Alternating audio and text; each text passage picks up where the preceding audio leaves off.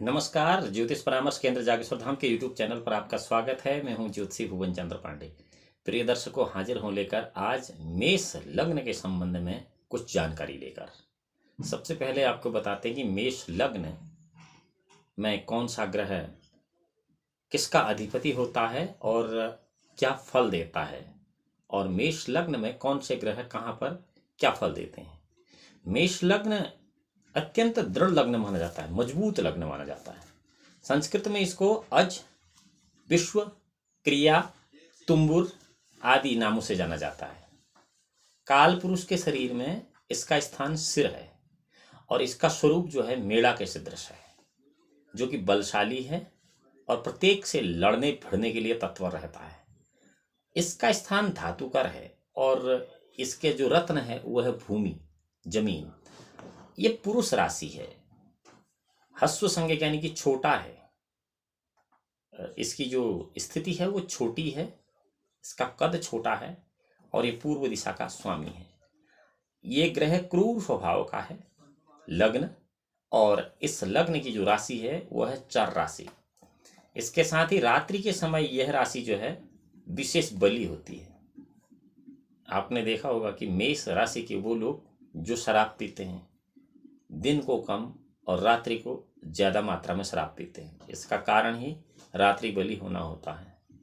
ये लोग दिन को इस लग्न के, जो कि जबकि लग्न मजबूत हो और लग्न पूरा काम कर रहा हो, तो ये लोग काम को दिन में करने के बजाय रात को करना पसंद करते हैं।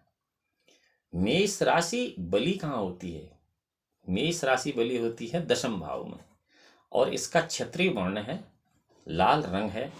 मंगल के आधिपत्य में ये राशि आती है और मंगल की ही आधिपत्य वाली राशि।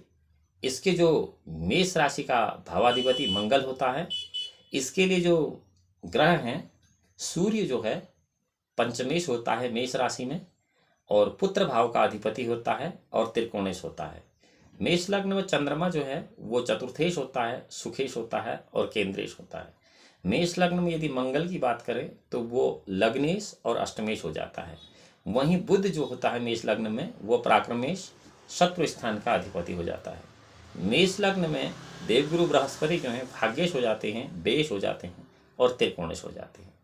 मेष लग्न में दैत्य गुरु शुक्राचार्य जो हैं वो द्वितीयेश हो जाते हैं, सप्तमेश हो जाते हैं, प्रबल मार्केश और केंद्रेश भी हो जाते हैं। शनि जो होते हैं मेष लग्न में वो राज्येश, आयेश और केंद्रेश हो जाते हैं। इसलिए मेष लग्न का जातक अंदर से बहुत टूटने, खत्म होने के बावजूद भी बाहर से मजबूत लगता है। ये शनि का प्रकोप है। और मेष लग्न में सूर्य जो है वो त्रिकोणेश है, फलस्वरूप वह अपनी दशा या अंतर्दशा में शुभ फल ही प्राप्त कराएगा, और विशेषतः वह अपनी दशा में राज्य में वृद्धि कराएगा, प्रमोशन कराएगा, पुत्र जन्म कराएगा, संतान उत्पत्ति कराएगा, आय में वृद्धि भी कराएगा, इसमें कोई दो राय नहीं, और अनेक प्रकार से शुभ फलदायक रहेगा। कौन? सूर्य की जब दशा महादशा मेष लग्न के जातक को चल रही होगी।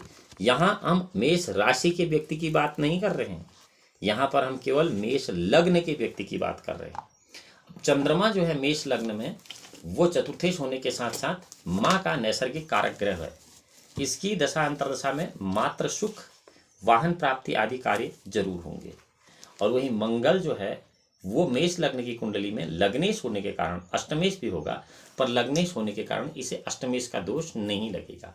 ठीक इसी प्रकार इसकी दशा और अंतर्दशा में, जबकि मंगल की दशा अंतर्दशा आएगी तो स्वास्थ्य में उन्नति होगी, भूमि का लाभ होगा, कृषि भूभाग का लाभ होगा, पुलिस या मिलिट्री की नौकरी लगने का योग बनता है, नौकरी वालों के प्रमोशन होते हैं, डॉक्टरी कार्य में, चिकित्सा के क्षेत्र में सफलता मिलती है और विशेष ख्याति इस समय मिलती है, जबकि मेष लग्न वाले जातक को मंगल की महादशा या अंतर्दशा चल रही है।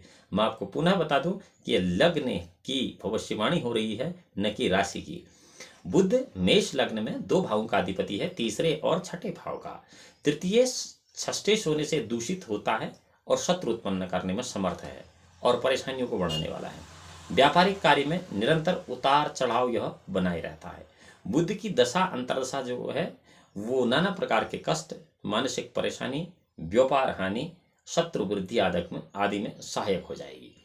और गुरु की महादशा या अंतर्दशा जब भी मेष लग्न के जातक को आएगी तो गुरु एक और भाग्येश है तो दूसरी ओर व्ययेश भी है। तो भाग्येश होने से एक कारक ग्रह है, अवश्य है, परंतु साथ में परेशानी देने वाला भी होगा।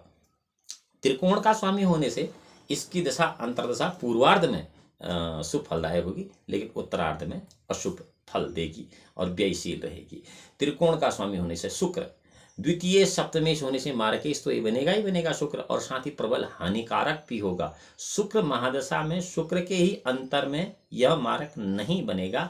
जिस ग्रह के साथ होगा, जिस ग्रह के साथ इसका दृष्टि संबंध रहेगा, अपनी महादशा में उस ग्रह की अंतर्दशा में ये मारक बन जाएगा। यह आपको ध्यान रखना होगा। मेष लग्न के जातकों के लिए शनि मेष लग्न के जातकों के लिए राजेश और लाभेश है, यह उपचय स्वामी है और इस प्रकार से यह ग्रह अकारक माना जाएगा। राज्य में उन्नति धीरे धीरे होगी, व्यय किसी भी मामले में बहुत बड़ा चढ़ा रहेगा, भाग्य उन्नति में विलंब का कारण भी ये शनि ही रहेगा।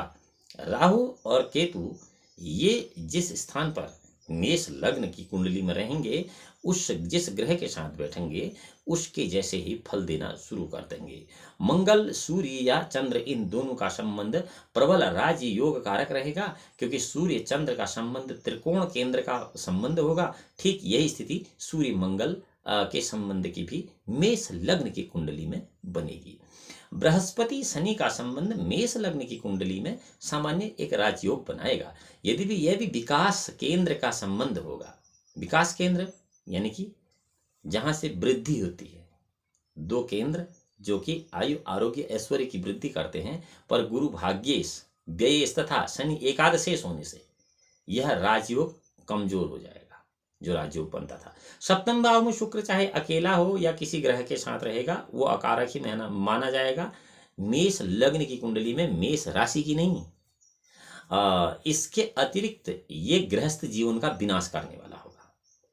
यदि शुक्र अकेला होगा तो पत्नी के अतिरिक्त भी उसके संबंध होंगे, और यही बात स्त्री की कुंडली में भी लागू हो जाएगी। कुंडली में मंगल यदि एकादश भाव में होगा और मंगल दशम भाव में या दूसरे भाव में है या एकादश भाव में, तो उसका सूर्य से संबंध होगा। अगर किसी भी मामले में, दृष्टि के मामले में, तो डॉक्टरी शिक्षा यानी कि चिकित्सा विद्या जो होती है उसमें निपुणता प्राप्त करेगा, और ऐसा व्यक्ति एक सफल चिकित्सक या जिसको हम लोग डॉक्टर कहते हैं वो होता है।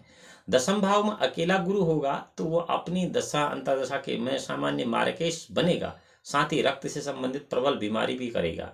हार्ट अटैक की स्थिति निश्चित रूप से ऐसे में ही समझी जानी चाहिए। गुरु शनि की युति व्यक्ति को सामान्य स्तर पर ला देती है।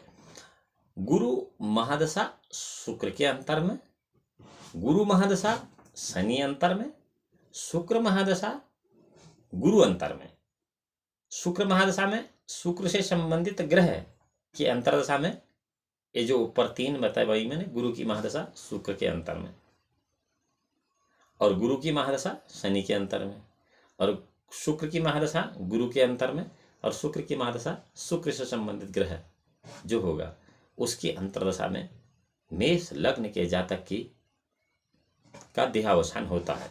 इसमें कोई संशय नहीं है। शुक्र गुरु का संबंध अगर किसी जन्म कुंडली में जहां पर मेष लग्न है, नवम भाव में है, तो ऐसा व्यक्ति बहुत बड़ा कलाकार होता है। लेकिन यह सब आपको एक विशेष ध्यान रखना होगा कि ये जो फलाफल मैं आपको बता रहा हूँ, इसके लिए आपकी जन्म कुंडली का सही होना भी परम आवश्यक है। यदि आपकी जन्म कुंडली ठीक नहीं है तो फिर ये फल आपके साथ सही नहीं बैठेंगे। इसलिए ये भी आवश्यक होता है कि किसी विज्ञ ज्योतिषी से आप अपनी जन्म कुंडली का सही गणित आकलन करवा लें। आज की वीडियो में हमने मेष लग्न के बारे में आपको बताया। अगली वीडियो में हम हाजिर होंगे वृष लग्न के संबंधित जानकारी को लेके। यदि आप ज्योतिष में जिज्ञासा रखते हैं और ज्योतिष संबंधित जानकारी आपको अच्छी लगती है तो आप ज्योतिष परामर्श केंद्र जागेश्वर धाम के इस यूट्यूब चैनल को सब्सक्राइब कर सकते हैं, लाइक कर सकते हैं और शेयर भी कर सकते हैं। अगली वीडियो में आपसे फिर मिलते हैं। तब तक भगवान भोलेनाथ आपका परम कल्याण करें। नमस्कार।